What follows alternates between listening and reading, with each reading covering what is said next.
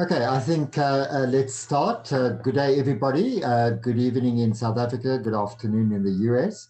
We're very fortunate to have two very special authors with us tonight. I am Wilhelm van Rensburg, Senior Art Specialist at Strauss and Company in Johannesburg, South Africa. And I'm very pleased to welcome LaNitra Berger and Sean O'Toole, who will be talking about their two new books on Irma Stern. And in case you are fortunate enough to walk through a bookshop or browse the internet, this is what you have to look for. These are the covers of their respective books. But before we discuss the books in detail, I'm very pleased to introduce you to LaNitra Berger. She is Senior Director of Fellowships for the Office of Undergraduate Education and a faculty member in the African and African American Studies program and the History of Art department at George Mason University, Fairfax in Virginia in the US. I'm putting the image on the left because that's the cover of an exhibition at ISICO, South African National Gallery in Cape Town in 2015. And LaNitra actually gave the keynote address to a mini conference during that exhibition, and it was called In Defense of Irma Stern, Thoughts on Art and Politics in Post-Apartheid South Africa. And she also contributed a chapter in that catalogue called Irma Stern in the 20th Century, an American Perspective. So certainly no stranger to our shores. And then Sean O'Toole, some of you I'm sure will know, is a Cape Town-based art critic, journalist, and former editor of the magazine Art South Africa. His writings have been widely published and most regularly in Aperture, Art Forum, Contemporary Ant, Mail and Guardian, and Sunday Times. He's a contributing editor to Freeze. His monographic essays have appeared in recent books by Michael Armitage, David Goldblatt, William Kentridge, Joe Ratcliffe, and Michael Prowitzky. He edited 3 volumes of cultural essays, most recently The Journey, New Positions on African Photography, that came out last year, as well as published 1 book of fiction, The Marquis of Mooikloof and Other Stories, and you see the cover of that on the left, which included a story awarded the 2006 JSBC South Africa Pen Literary Award. And if you were wondering, the image on the cover is nothing else but an artwork by Joe Ratcliffe. I also took the liberty of including a composite image of about 8 years of covers of Art South Africa, and I think Sean edited many of these for those of you who bought the journal quite regularly. But I want to start the conversation by asking you first, LaNitra, who is Irma Stern to you? Thank you so much, Wilhelm, for the invitation to speak today. And thank you to Bina Genovese at Strauss & Co. for working to organize this panel. It's such a pleasure to be here today, and especially to talk about the 2 books together and have this opportunity to talk with Sean about his book as well. I have been had the pleasure really of studying Irma Stern for almost 20 years. And I'm pleased that my book has finally come out, because I feel as though this is exactly the right time for us to be talking about an artist like Irma Stern. She's so multi-layered and complex as an artist, and I feel that we're missing a lot of that complexity in our everyday conversations and our national and international conversations about race and gender in art. And Irma Stern, having painted throughout the entire 20th century, really was a witness to many important international historical moments. And she had an eye for representing and painting subjects from those moments. And like many women artists, she has gone underappreciated outside of South Africa. Only a few scholars have really taken an interest in her, and we're really only having a broader international conversation about Irma Stern outside of South Africa and Germany. And I feel that this is such an important moment for us to be talking about the lack of representation of women artists in the broader canon, and also the complexities of race and how we think about racial representation in art. And those are very complicated issues in South Africa for many historical and political reasons. But there are also things that we're discussing in the United States in different ways in the first time, particularly in the last year.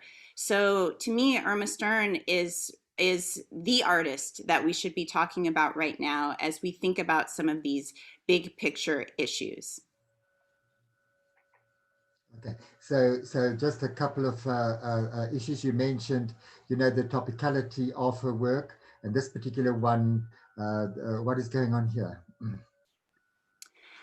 So this is an Irma Stern painting from 1942 called Bahutu Musicians.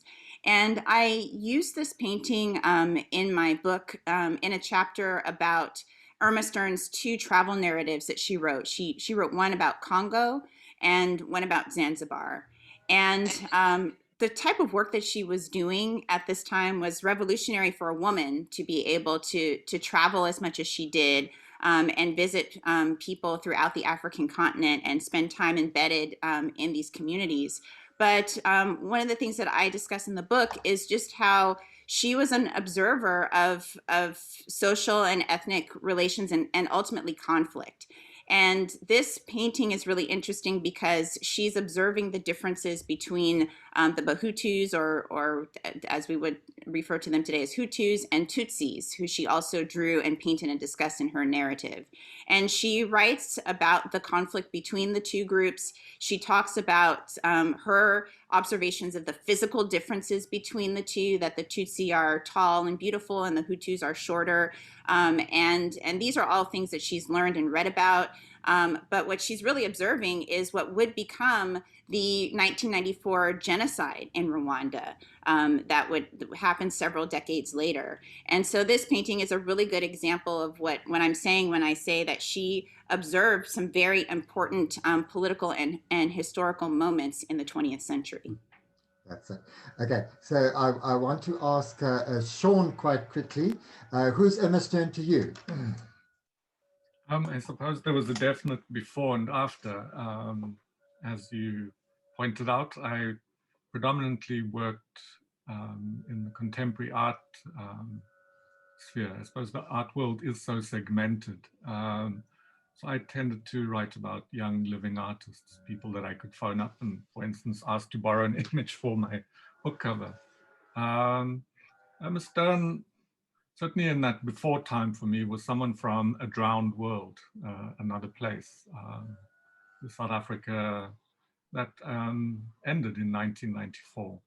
And I think there was a struggle to make sense of how she fitted into the present, other than being an obscure financial instrument who has a lot of value attached to her work. And then there's the after. The after is alluded to in some of these photographs that during my research I found. They're mainly housed in the National Library, some at the Irma Stern Museum. And the figure that emerged, I'll probably use the word LaNitra used, is complex. You know, up until 1930, when she would have been in her late 30s, she wasn't allowed to vote in South Africa. When she, not she specifically, women weren't allowed to vote. The franchise was extended through the suffragette movement to white women. And what's interesting is that some of the circle that Irma moved in saw the struggle for a vote, not just as a limited franchise to be extended to white women, but to be a universal franchise. And, you know, these are some of the things that I belatedly discovered that are hidden in the biography, but are there actually in plain view in the portraits that Irma painted. You know, you showed that gorgeous, first time I actually ever see it, the portrait of Hilda Prowitzky. Such a lovely work. I mean, it's demonstrative of her, what I think is her supreme confidence with brushwork, never mind color, just that ease and instinct that she has in laying down a mark. Hilda was a partner of Rosa van Gelderen. And during the interwar years, I think if you lived in Cape Town, they were irrefutable. They were scenesters, I suppose you would say, in a contemporary sense. And it was quite remarkable to learn of a drowned world that I suppose as a white South African, one would want to just leave drowned, but actually realize that the conflicts that were going on were far more complicated than the kind of easy narrative or the Wikipedia version of history allows. And I think one thing that I realized that really got to me was the sense of Irma not being outside of history, but very closely attached to it, right from her birth in Schweizerreiniger to the arrival of the British Imperial Army, her father's imprisonment in a concentration camp, the outbreak of bubonic plague in Cape Town that essentially prompted the Stern family to return to Germany. These things were very fascinating to me, partly because you realize that the truth of a person is told through their proximity to history, and you have to understand that history to be able to understand a person's journey. Then maybe if you could scroll to the next slide, and maybe it's a little, I think one of the pivotal turning points for me was the 2015 show, which you showed the catalog at which LaNitra delivered the opening speech. And I think these, I'm sure this is where I first saw them. This is her Paradise Journal, a kind of private journal that she kept, a visual diary in a sense, that was only discovered after her death. And I remember being wowed by them, is the word. It sort of prompted me to do a rethink. Certainly these moved me. So that would be still in the before time. If we go to the last slide, Wilhelm. This is from the after time, when you sit with an artist and you look at both what they put out in the public, but what they leave behind and is from their private world, you get a very different sense of the person. So this is the famous, this is a book compiling Charles Addams' famous New Yorker cartoons. We would know the Addams family from, I think it's from the Hollywood films. But when you get involved with Irma's biography, her family had all the complexity of the Addams family. She, as one of her first sort of statements as a professional artist, produced the portfolio of drawings illustrating Dostoevsky's writings, which she greatly admired. As I read and reread her letters, you got a sense of a very emotional personality. In some ways, she reminded me of the figure on the left, Wednesday Addams. I'm making light, but the point is, you know, there's an after impression that you have when you sit with an artist. And in my book, I wrote that she had the strategy and tactics of Kim Kardashian, certainly when she worked the press. Irma didn't let a good opportunity pass her by. But there was also this youthful figure that I think was inside of her throughout her life. And it was a kind of a pleasure to see that possibility.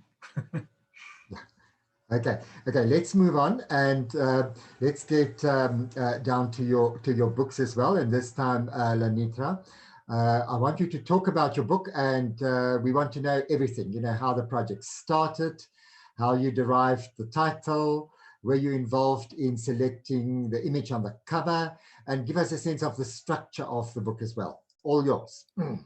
Yes, thank you. So first I'll say that the book started out as my doctoral dissertation at Duke University under the direction of Dr. Richard J. Powell.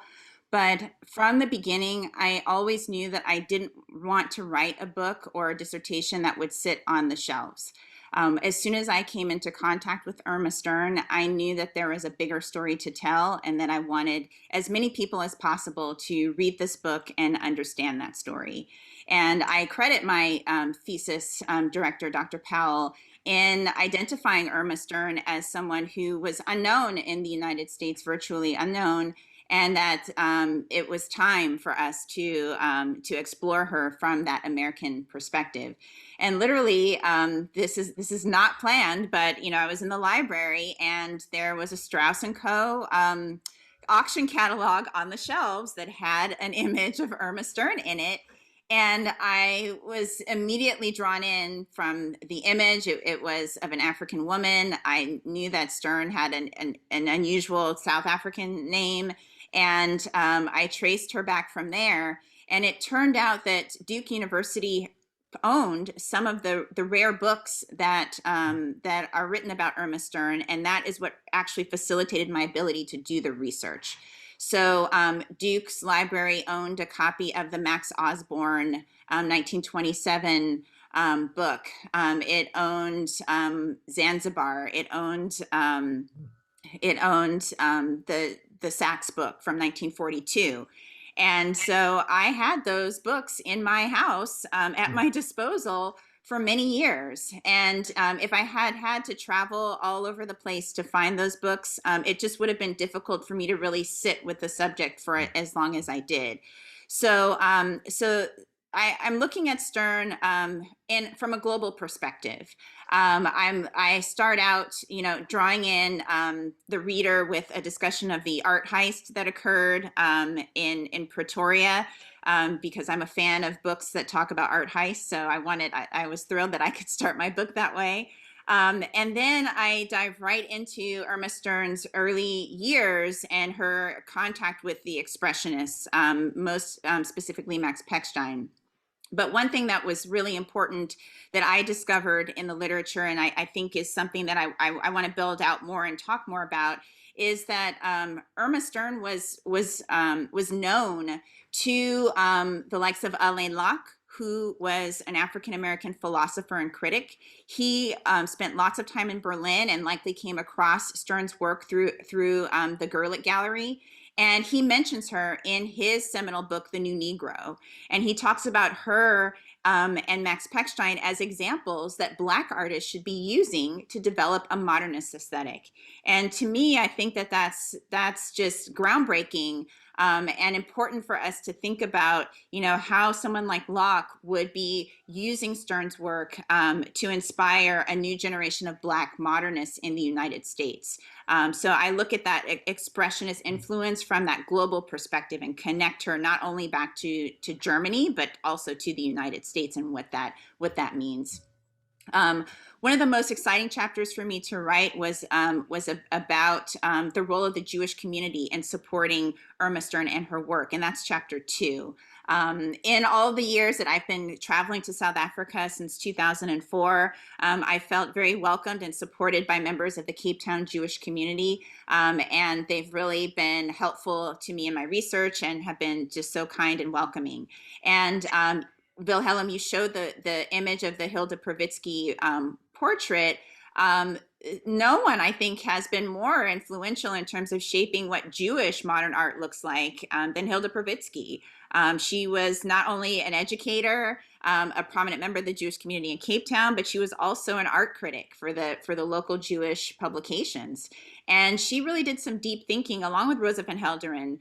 Together, they thought very deeply about what Jewish art looks like in modern South Africa. And for them, it was very much connected to social subjects and what was happening in Cape Town and in South Africa at the time. And so I talk a lot about that in chapter 2. Chapter 3 looks at the two travel narratives that Stern wrote, Congo and Zanzibar, and why Stern decided to leave South Africa, stop traveling to Europe because of the war, and spend time on the African continent, really exploring African subjects. And these are both beautiful books, just physically beautiful to look at.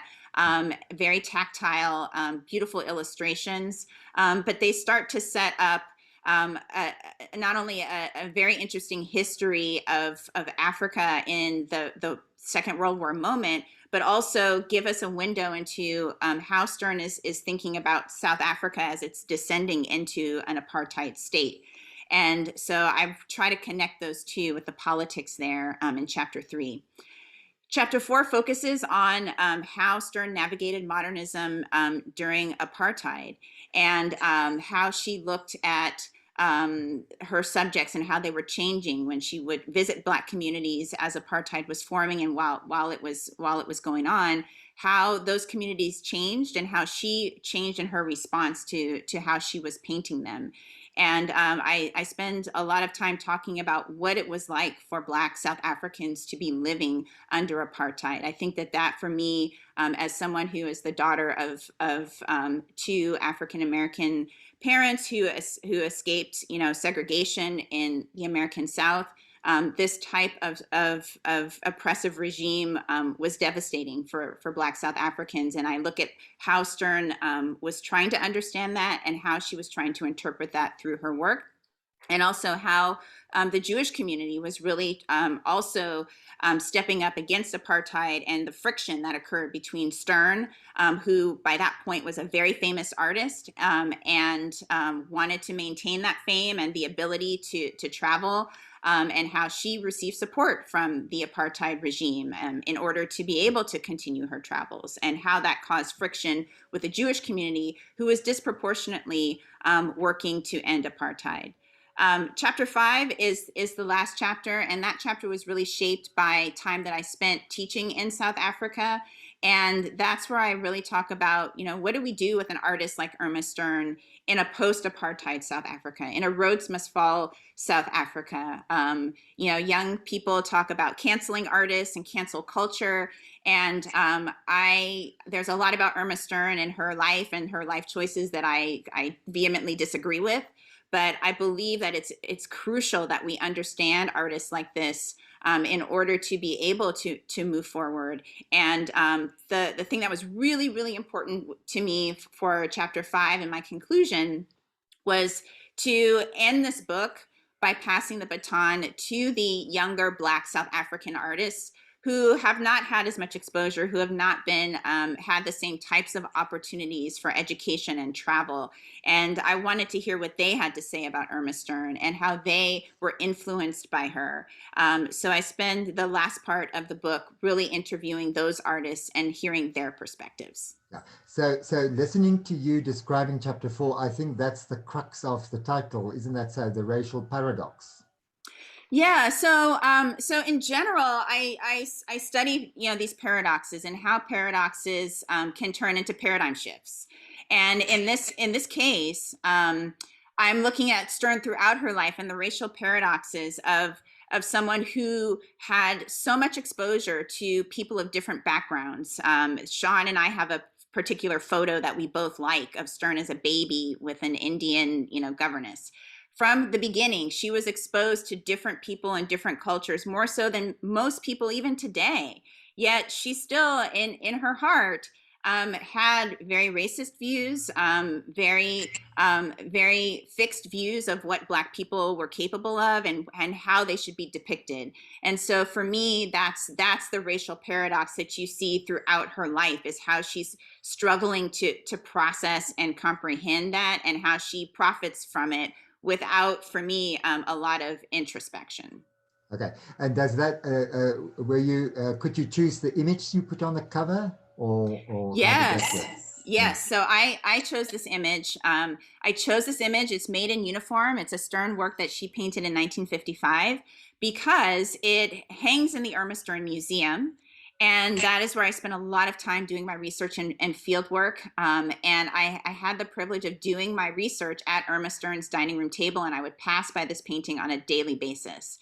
And this painting is unusual in terms of the body of Stern's work. She didn't paint a lot of images of Black people in urban or domestic contexts. And the look on the woman's face, the way that her arms are crossed and she's not looking at the viewer, shows an amount of defiance that to me is characteristic of Black women around the world in 1955. And Stern captured this look very well, but she didn't really say very much about maiden uniform, and a lot of critics attributed Stern to be an artist who was apolitical or who really didn't understand politics. And to me, this painting really shows that she was capturing a moment in time. And any Black woman who sees this painting can remember being on the receiving end of this look by you know, an auntie or a mother or a grandmother in their family. And so to me, this one is very unique in terms of Stern's work, but I felt like really captured the 21st century moment that we're in. Thank you very much. Sean, it's your turn now. So there's your book. Tell us about, you know, where it all started, the title, the structure. Very envious of you, LaNitra. You had a lot of time. So I'll lay it all out there. In January last year, I was working on a book proposal for a British publisher to write about Moshequelanga's Untitled 1995. It's a work that I hold very close to me. It's in the collection of the National Gallery. I think it's a work that anticipates everything that happened in South African art after 1995. And the idea was to sit with one work and travel backwards and forwards. For those who don't know the work, it is cement bags that, pockets of cement that are lightly drawn on and interfered with. It's, I suppose, an example of a kind of arte povera in South Africa, if one wants to put it that way. It's a piece of abstraction. It's not figural. So perhaps therein lies some of my tastes. In February last year, I received just straight out of the blue, an email from Prestel asking, would I like to write a book on Irma Stern? And the only proviso is it has to be on the shelves in October. So what do you do with that? You can faint, you can say no. I said I would get back to you. And I thought of a conversation I had in about 2013, where I approached David Goldblatt to write his biography. And he immediately rebuffed me. Immediately, it wasn't even a moment's inkling. And he blushed and then just said, he's not that interesting. Well, make of his comment what you will. But I suppose, you know, the point I'm trying to point to is that I proposed a biography. I could have attempted to do a PhD on David. I didn't. I dropped out of my PhD or doctoral studies in 2016. I was working on a PhD looking at the writing of the novelist and short story writer Ivan Vladislavich. And I was very interested in the idea of what fiction can do to make you look at pictures differently. So I suppose therein lies a heritage. I'm interested in writers like John Berger. I very much admired Kelvin Tompkins' biography on Duchamp. It took an obscure personality and made him legible. And I suppose that's what I've attempted in this book. I was asked to very quickly turn around the proposal. And so I proposed a chronological biography. It's functionally a primer. You know, for someone of Irma's stature, who certainly rubs shoulders if you do a financial calculus with Yayoi Kusama, Joan Jonas, Georgia O'Keeffe, she doesn't have the key monuments of an artist of that stature. She has neither a biography nor a catalogue raisonné.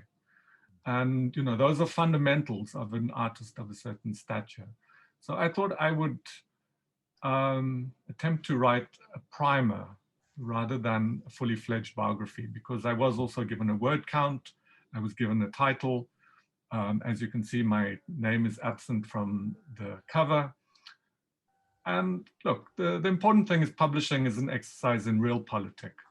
Am I an idealist? Am I a dogmatist? Or am I a pragmatist?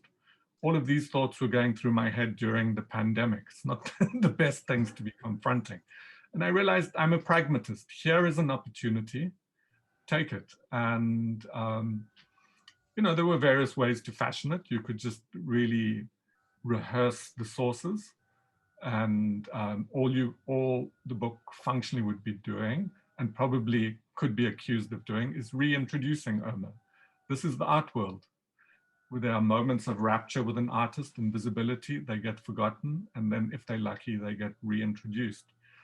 But particularly, I think during, in my chapter, A Farmer's Daughter, if you read interviews with Irma, right up until the end, she performed her identity as a farmer's daughter, strategically, tactically, and I was interested in that because in 2015, I traveled a self-directed trip, I paid for everything, on a journey through the Free State and Eastern Cape, following Sol Plaatje's route that he talks about in Native Life in South Africa. And it was, at the time, it was directly prompted by what was happening on the campus of UCT. And I was interested in exploring the particularities by encountering stuff, not reading about things. So I traveled to Bloemhof, which is very close to Schweitzer-Reinicker, where Irma was born. And so last year when I was flailing and having to prepare a draft, it suddenly struck me, well, I've been to where she was born. I knew about those landscapes. I knew about the complications that she didn't allow in her statement that she was a farmer's daughter, and utilized those to unpack some of the kind of strategic statements that characterized Irma's public life, shall we say, and tried to sort of put those up against what were essentially a private life, the things that are hard to say about yourself. Very few people in life disassemble themselves for a public. You compose yourself and present a mixture of a factual and an idealized self. And Irma's work, one begins to understand what's happening in it when you understand the complications of her own origins, and particularly around that period of absolute trauma.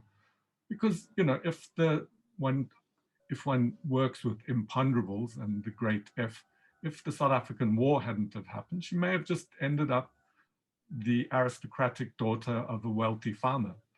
At 6 years old, she faced a kind of traumatic removal from the place of her birth and her early youth. And in many senses, I think that shaped some of her sensibility and the longing that she always went out with when she was traveling and painting. And so I suppose I'm trying to show Irma as close to history, not abstracted from it. Someone who you can read history through, but also someone whose work is intimately attached to history, even if it doesn't appear so when you're looking at a very opulent flower painting, for example. That's me, Wilhelm. Okay. And then I want to move on to just discussing another issue with both of you, because I think both of you in a way addresses it. And that is lately, I think... something, if you don't mind, Wilhelm. Could I ask LaNitra something? Oh, yeah, sure. How important do you think is those early years of Irma? Writing is both an account of things, but also an exaggeration for the point of argument. And I was never sure whether I was exaggerating a moment or utilizing it productively. What do you make of her early years? I'm glad you asked that, Sean, because first what I want to say is that there's a reason why both of these books went through all the twists and turns that they went through, and they both came out within about 3 months of each other. And for anybody who's listening, I really hope that you're able to buy both books because they really complement each other in some very interesting ways. And so, Sean, with your book, you spend a lot of really important time looking in your first chapter, A Farmer's Daughter, at Irma Stern's early years. And I talk about that in my book, but I'm trying to, chronologically move to the Berlin years and spend a lot of time on Expressionism. But I think you're right. Biographically, that is a really important time for Stern in terms of her family. And also the way that she thinks of herself as an African and a South African. And I'm an international educator at my core. I strongly believe that it's important for people to develop multiple perspectives through travel and exploration. And Irma Stern having these early experiences, both on the Veld in South Africa, but also that early break where, as you said, first the Boer War broke out, and then her family was in Cape Town as refugees, and then they had to go to Germany to escape the plague and the violence. That really shaped who Irma Stern was. And that was really the first point when she started to understand the true power of travel in terms of being able to think about how travel and looking at people from different perspectives influenced her. And so I think that that's a really important part of her life that is hard for us, outside of South Africa to really piece all those things together. I see that when I teach classes on South Africa, it's hard for people to understand what the Boer War was versus, why Irma Stern would have to leave. But I think she not only had that experience of having to leave South Africa completely, but she was exposed to so many different types of South Africans living in that rural area.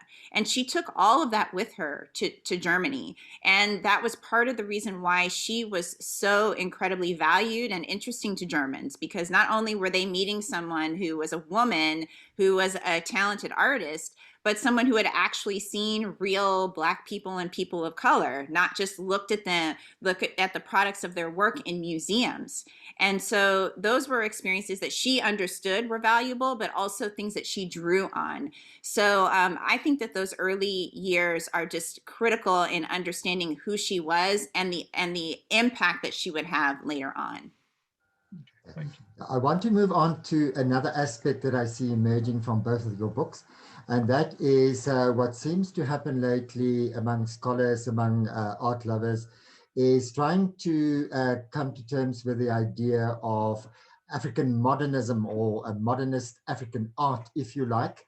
And in the first part of the 21st century, it tended just to focus on, Black artists. But lately I've seen that some of the latest publications, as you see here, also include sort of white artists. This started in 2014 with the exhibition Multiple Modernities at the Centre Pompidou, and then going on to 2018, Expressionism in a Transnational Context, the book looking at how Expressionism spreads throughout the world, Eastern Europe, North America, South America, Africa, the Far East, and all of that. And mapping modernism, I think, is that reciprocity, what you mentioned earlier on, Irma Stern taking Africa to Europe, so to speak.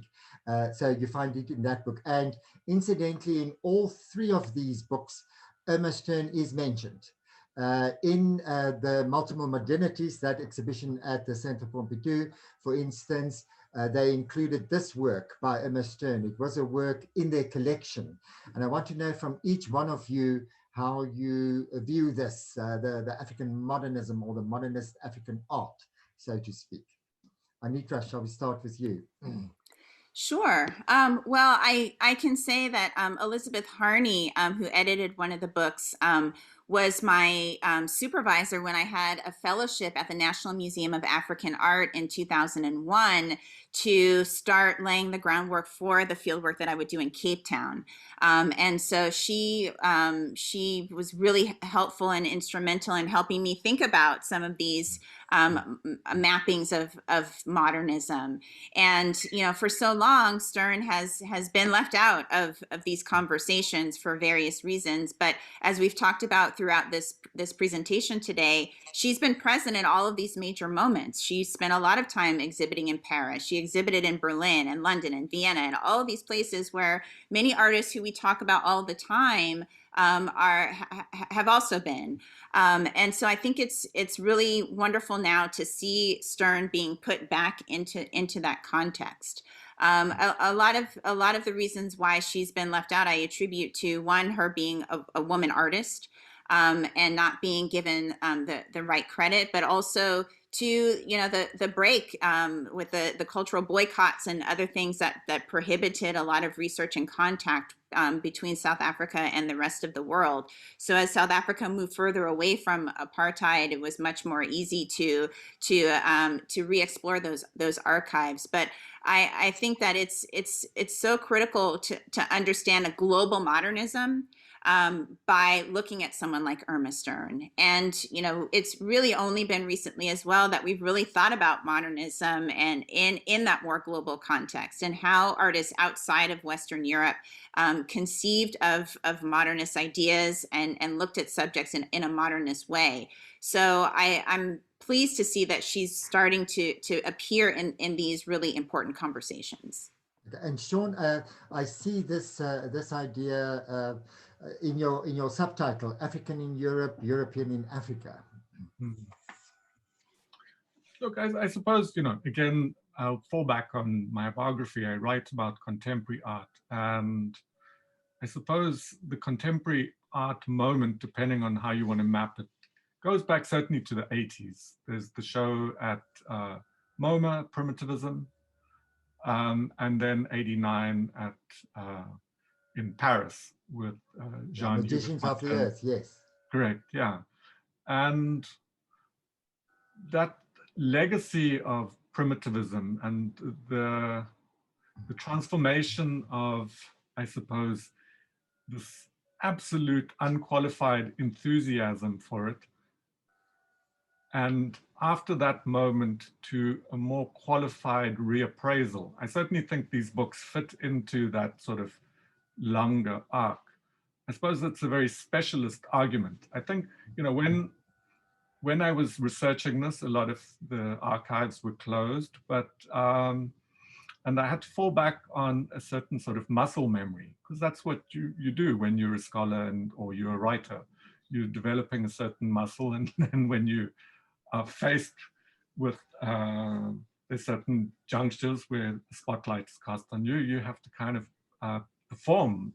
And I realized I'd been interested in photography for 2 decades, and certainly the relationship between, let's say, anthropological or ethnographic photography and Stern's work, there hasn't been much research done on that. I think a lot of the writing has emphasized, partly and fairly through her biographical relationship with Max Pechstein, her relationship to painterly modernism. But I think one of the strands of thought to emerge out of this revisionism is that the artists didn't operate in a vacuum. Irma didn't just look at Max Pechstein, and Max Pechstein didn't solely look, let's say, at what was happening in Paris at Gauguin and people like that. You were influenced by an expanded world, and you had this sort of trickle of images, objects, possibilities, ideas that were coming to Europe and informing the art. And one of those was photography. And I'm always amazed, or I was amazed last year, when one looks, Irma wasn't unique in her choice of subjects. I think already colonial photography had settled on the idea of the native type before her birth. So her paintings certainly drew on a very established let's say, trope rather than genre. But at the same time, I read a book by Elizabeth Childs where she revisits Tahiti, and she looks at the history of colonial Tahiti in relationship to Gauguin and an American painter. And she says, yes, Gauguin was directly influenced by the colonial photography of the time. But importantly, and I think this is crucial to think about Irma, he, and I would argue she, also transformed that. She didn't reproduce Dugan Cronin, who was, just, I suppose, a short train ride away in Kimberley and working on that vast anthropological project. She does other things, sometimes successfully, other times not. I think when one looks at her adventurous trip to Belgian Congo, she hides as much as she reveals. The village that she goes to paint in, which she makes it sound as if she just hopped in the car with her chauffeur Pierre and discovered these sort of indigenes living in a kind of pre-colonial world. That was all staged for the whole sort of colonial traveler, of which she was one, and one has to be careful in that sense with Irma, because there's a lot of subterfuges. And hopefully, the point of scholarship isn't about being punitive. It's really about revealing a spectrum of facts so that you can really more fully appreciate a person. Yeah, for sure. I want to shift gears a little bit. Can I add something here, if you don't mind? Yeah. The Sultan's Palace, if I'm not mistaken, from the newspaper articles I read, was actually sold by subterfuge because there was an embargo on sales in post-war Britain and France. So when she had that exhibition at the Wildensteins, it was sponsored by South Africa and French interests, and there was not meant to be sales. But Irma, like I said, never let a good opportunity go by. And I suspect from the news articles, it said it was already sold in 47. Okay, very interesting. Okay, I want to shift gears. We are offering 3 seminal works, and this is a hypothetical question to both of you. We are offering this Yellow Hat from a Madeira period, the 3 African Women, Still Life with Lilies, and a late work, Repairing Fishing Nets on the Quay. Now, if the 2 of you were privy to these 4 wonderful examples, would you have included them in your book? And if so, where would you have positioned them, so to speak? LaNitra, what would you say? So all 4 of these images are beautiful. They're beautiful examples of Stern's work in different periods of her life, and they represent a very diverse set of subject matter that she covered. Obviously I would love to include as many images as possible in my book, but the one that I would focus on would be the 3 African women. I think that's a really beautiful painting, but there's a couple of things going on in this work. You can see in the background that both of the women in the back are much more abstracted than the woman in the foreground. And I think that's interesting because Stern really struggled with the idea of abstraction. She wrote a lot of things about how she hated the idea of abstraction, and then sometimes she would speak more favorably about it. And you can see in this painting from the early 40s where she's trying to play with that, and I think that's really interesting. This one is very similar to the 1941 image that I included in my book, Kosa Woman. I love in both, I think the colors are beautiful. There's different combinations of colors going on. In the one that I used in my book, there's some really beautiful blues, and this one focuses on more of the orange and the yellow and the pink.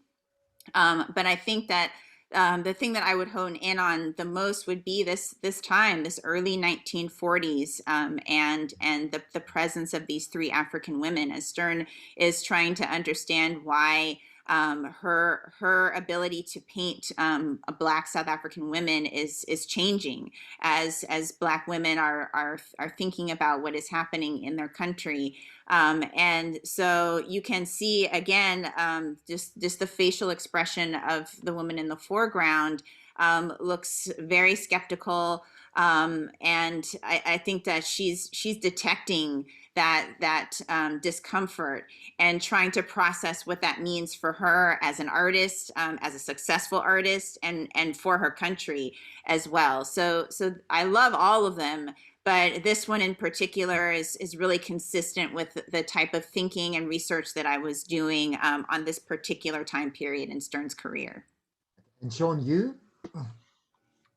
I think the three African women, certainly, partly because if we take the market as an indicator, the most important works come from Belgian Congo and Zanzibar, yet this is produced slap bang in the middle of it. And it's not much is known about what this particular trip to the Eastern Cape involved. And I'm interested in how Irma, I guess she produced the two artist books, Zanzibar and Congo, and they would point to that as her regard for that work. So what is she, in the lack of commentary, what is she asking us to think about this work? And are they sketches? I don't think so. There's a couple of works that I've seen from this trip. And if you look at the woman's neck adornments and just that certainty of color with which she paints there, she's not representing directly, mimetically something. She's just laying down a mixture of colors to indicate an adornment. But there's something there in Irma's virtuosity, and you see it again with the if you go to the still life. I think one thing I've realized since writing the book, one way to, I suppose, safely approach Irma, and it might be controversial to say it, is that she was a very accomplished genre painter who at moments exceeded the demands of the genre or the expectations. And,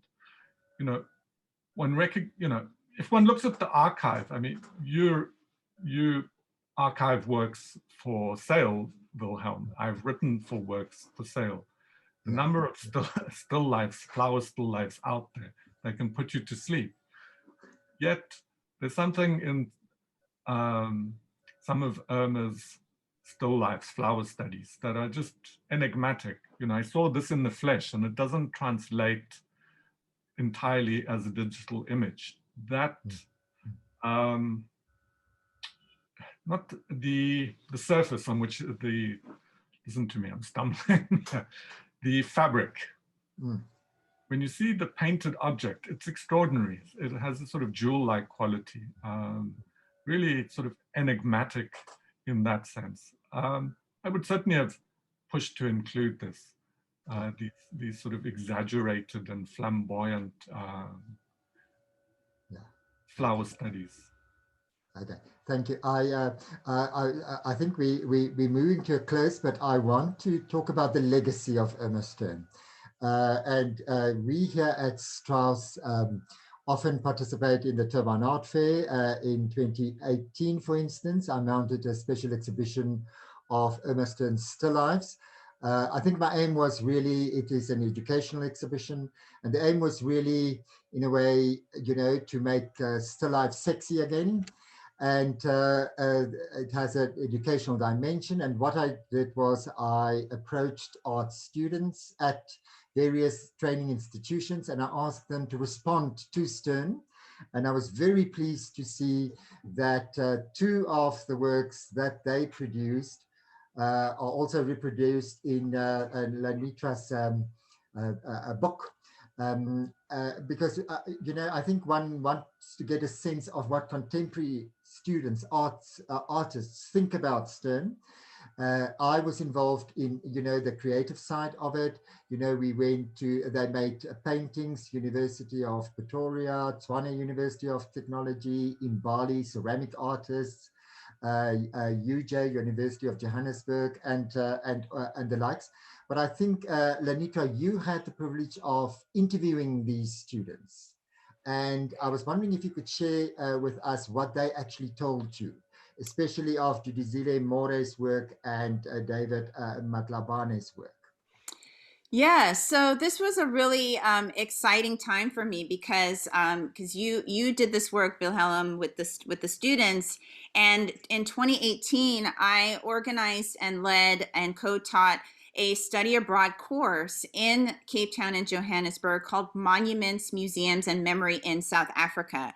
I co-taught it with my colleague T. Gary Davis. And so we were at the Artist Proof Studio in Joburg. We took our students there to meet these young Black artists and to tour the studio and see where the artists were working. And the Turbine Art Fair, I believe, had just occurred. And so I connected with the artists that way. And we came back to the US, and I then had, just long form conversations with these artists about their own work and how what they learned about Irma Stern and how they were influenced by Irma Stern in their work. And, the results were surprising.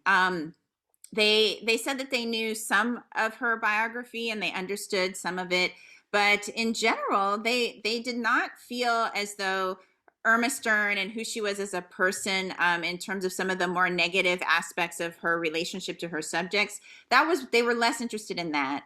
All four of them mentioned that they identified with her struggles and the obstacles that she had to overcome as a woman artist in the 20th century. They all admired her ability to travel and her interest and curiosity in visiting other places, and said that they wanted to do the same. They were, of course, all, as you can see in these works, they're all working with color and interested in color and how color manifests itself on the canvas. And so they were looking to Stern for that type of inspiration.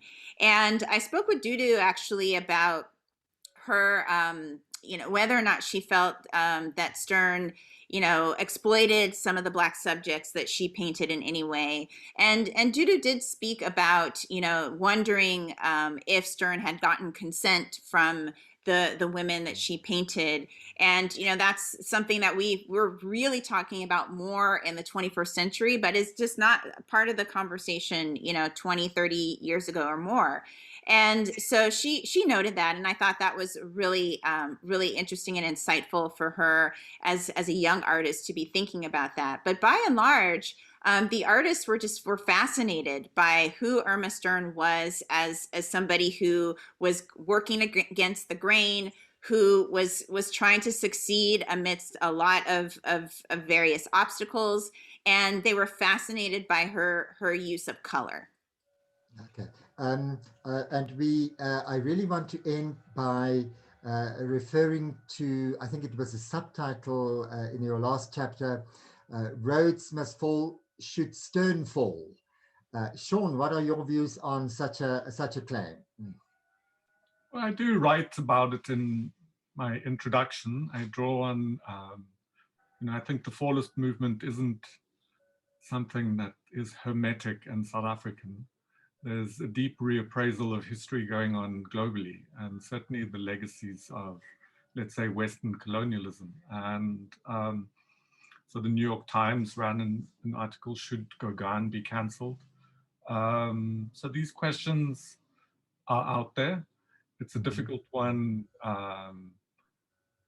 Would I attach a hashtag to Irma Stern and say cancel her? No, I think, there's a work that one that demands to be looked at and to be understood.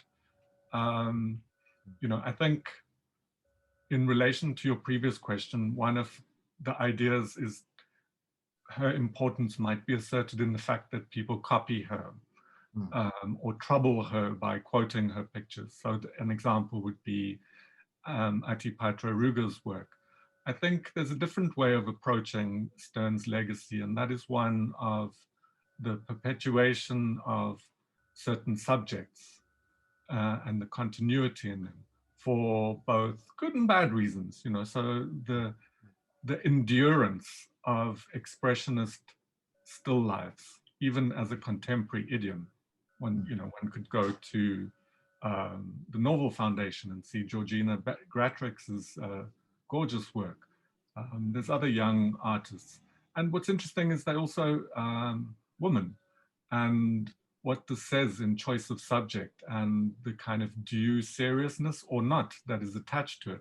We haven't come through the biases and obstacles and prejudices that framed Irma's life. And it's important to recognize that in her choice of subjects. Yes, she deserves to be taken to task when it's due, but I think blanket bans, as South African history has shown, produce a history that you will still have to get over in future. Yeah, certainly. And as you can see, sort of ongoing debate from the covers of various books dealing with this matter. And I think, LaNitra, you also approach it from a very specific angle. Tell us about these.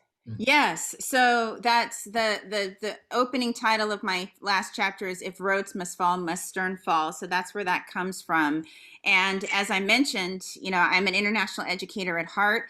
I believe that it's so important for students to travel and to engage across borders in these rigorous academic discussions. And so these are images from my students who were in South Africa in 2018, looking with other South Africans at the Rhodes statue in the Company Gardens and also in the Irma Stern Museum and at a church in Soweto. And that's my son, by the way, who's also there.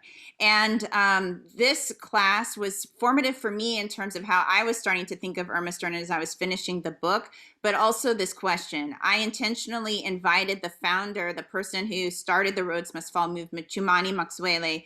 I invited him to speak to my students on the first night.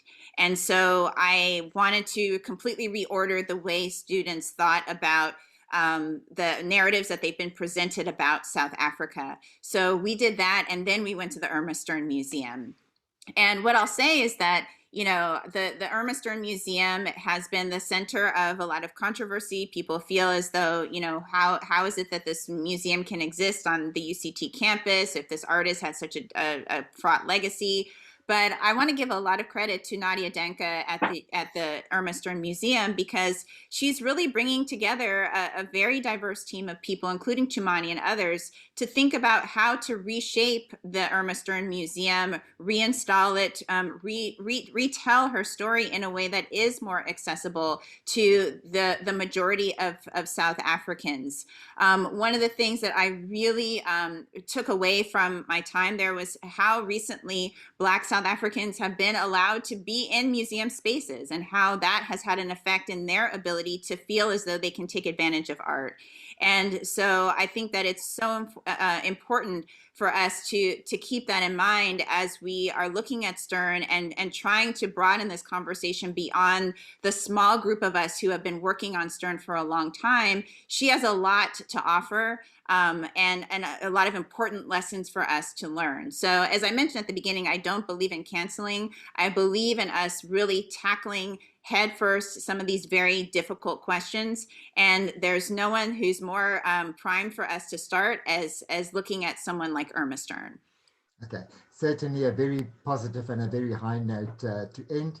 That is all from me. I don't know if there are any questions. Sean, LaNitra, or some from the listeners out there. If there are, I will stop sharing the screen and then we can look at the chat function perhaps. Wilhelm, there was just a question, and I hope I just gave a quick answer here to someone who asked. Luke asked for LaNitra where your book is available for purchase in South Africa. I know Sean's is unfortunately not available for purchase in South Africa, but is there anywhere else that we can find your book? Yes, what I can do is I will share. There's one source in Cape Town that if you email this person, they can source the book through Bloomsbury. With the pandemic and shipping disruptions, it has been very difficult to get the international distribution. But there is one person in South Africa, so I will make sure that Wilhelm has that information. So please contact him, and he can share that with you. Hopefully we can get all of this straightened out in the next couple of months, and it will be much easier to get both of our books, both mine and Sean's, in South Africa soon. Could I ask a question to LaNitra? If my research is correct, Irma never had a museum show during her life. A museum retrospective or survey of any sort? Sean's correct. It was only 1968, the traveling commemorative exhibition. Yes. Yeah, that's what I was thinking as well. The first one would have occurred shortly after she passed away. I mean, so I suppose the point is she lived and died by a commercial market, and that framed the decisions. But speaking about the present tense, I often wonder, and this is just from my experience dealing with my editors in London and New York that I write for, whether there would be interest in showing Irma, that there's the kind of reservations that I might have felt a few years ago are still overridingly the biases there. Why give an acclaimed white woman a show? She had her time in the sun many decades ago. She did all her extraordinary things in Venice. Why? What is there worth recovering? Sean, I got that quite a bit in my work, straddling between the Black and white art history communities. And there's a lot of that I completely understand. There are so many artists, Black artists, who have gotten no attention, and that we need to change that. But at the same time, Stern and her story haven't really been explored in depth outside of Germany and South Africa. So I want to see a show of Stern's work at a Jewish museum in the United States. I want to see her work in the National Gallery in Washington, D.C. And I believe that we're finally at that point where we can really tell a very detailed and complex and nuanced story about Stern that will resonate with more than just the traditional audience of people who already know Stern's work. If I'm correct, I mean, she had ambition to show in the US. She was selected for the exhibition at the Guggenheim, where she was the regional winner from South Africa. But it was the one market, if we speak in that way, that she never cracked. Why was that? Yeah, that's interesting. I noticed that as well. Like she got really close to being able to visit the United States, and it just didn't happen. There are a few Stern works in private collections here in the United States that people brought with them from South Africa. And there is the painting that's in the South African embassy. But there wasn't the same kind of traction for her work. And, I think that's an open question from a scholarly perspective. But I think that when you look at the 1960s here in the United States and what South Africa was becoming as a country, I think that there were some political issues in terms of thinking about how to display, an artist like Stern at that particular time. And, again, she was a woman artist. And so, the bar was just much higher for her to jump over in order to get the attention that she might have deserved in the US. Okay, I think it is time to roll up the sleeves and get a show going at the Jewish Museum in New York and the National Gallery in Washington. Okay, you two, thank you very much for most interesting discussion. And I'm sure your book will fly off the shelves after this talk. Can I sneak in one question? Sorry, I'm totally testing everyone's limits. But so I'll pose the question, but not be unfair. We've both written overview books that kind of encompass a whole career. But if you had an opportunity to write a book just on a portion of Irma's output or career or work, what would you choose? I'll give you time to think by saying I would love to write a book on that 1922 exhibition in Cape Town, the one that was dismissed by the Cape Times as not worth seeing, and which the priest opened and the police came to inspect. And it says so much about, to my mind, the place of art in the popular imagination in South Africa.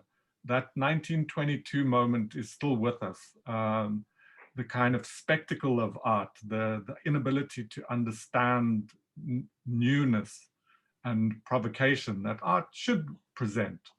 And if one can sort of get into that exhibition, it speaks both of its moment, this woman who's arrived, a fully fledged painterly modernist, but she's arrived in what is essentially late Victorian South Africa. That's what I would love to write a book on. But anyway, over to you, Lily. I love that question. So I also love that exhibition. I think it was prophetic in a lot of ways as well, because, you know, about 15 years later, you start to see the Nazis labeling artwork as degenerate and shutting down exhibitions and that kind of thing. So I like that time as well. I tried to write my dissertation just on Congo and Zanzibar.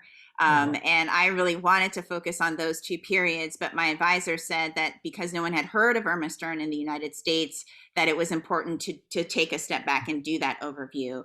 I do still like those two narratives in that time period, but I'm also still like, I really loved what I found out about the Jewish community and its role in shaping who Irma Stern was. And I found that to be just really fascinating to think about how the Jewish community went through its own process of becoming white and becoming part of the white South Africa that was needed to implement apartheid, and how fraught that conversation was. And at the same time, they were still looking to Europe and getting nervous and getting worried about the pending anti-Semitism there, and how they were looking at that to think about what does it mean for us as a community in South Africa. So I really enjoyed writing that chapter, and I think that period is really very global and international in terms of the conversations that are going on, but also very urgent because what happened in Europe ended up, you know, playing out very much so in terms of how apartheid was structured in South Africa. And so to me, I feel like that was a really important period for Stern, but also a really important period for Jewish history in South Africa and how it defined modernism. So I could live in those archives for the rest of my life. Yeah. Thank you so much. I recall in a previous talk you took the listeners through that whole Gerlitz gallery trajectory. You know, that to me was very fascinating when I listened to that interview with you. Thank you. Okay, people, we can go on forever, but thank both of you so much. Strauss and Company really appreciates the time and effort you took, and I'm sure your book will fly off the shelves. By the way, the compliments are streaming in the chat function. People enjoying your talk very much. So I'll end by saying I saw LaNitra a year ago, or just over a year ago. So we were in the pandemic. You were speaking at the the Giacometti Foundation? Yes. And I was awed, scared, terrified, and also wanting to speak to you. Here we are, a year later. It's still on Zoom, but what a pleasure. Thank you so much. Yes, thank you, Sean. Thank you, Wilhelm and Strauss, for organizing this, and hopefully we'll all be able to meet up sometime soon in Cape Town. Thank you, Wilhelm. Okay. Thanks for the questions. Thanks for the opportunity. Right.